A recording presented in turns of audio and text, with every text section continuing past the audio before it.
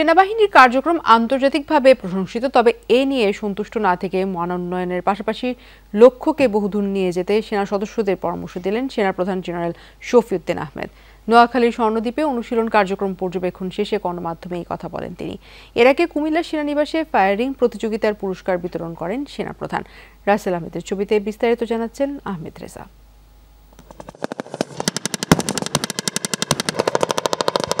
আধুনিক সমরাস্ত্রে সজ্জিত সেনাবাহিনীর মুহুর্মুহু আক্রমণে বিপর্যস্ত শত্রু ঘাঁটি। আক্রমণ পাল্টা আক্রমণে রণাঙ্গনে শত্রুকে ঘায়েল করার দৃঢ় প্রত্যয়ে সেনা সদস্যরা।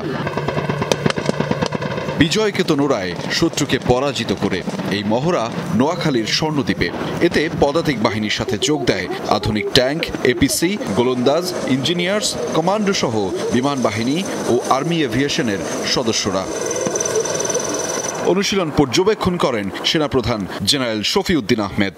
বাহিনীর সদস্যদের কাছে জেনেছেন সার্বিক অবস্থা, দিয়েছেন বিশেষ নির্দেশনাও। বাংলাদেশ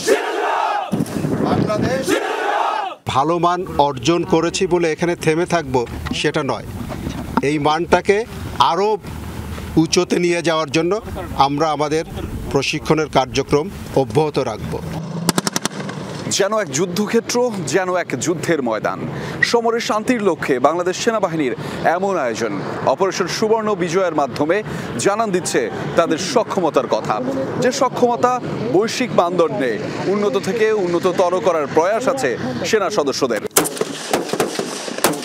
এর আগে কুমিল্লার সেনানিবাসে ৩৩ আর্টিলারি ব্রিগেডের ফায়ারিং প্রতিযোগিতার বিজয়ীদের মধ্যে পুরস্কার বিতরণ করেন সেনাপ্রধান।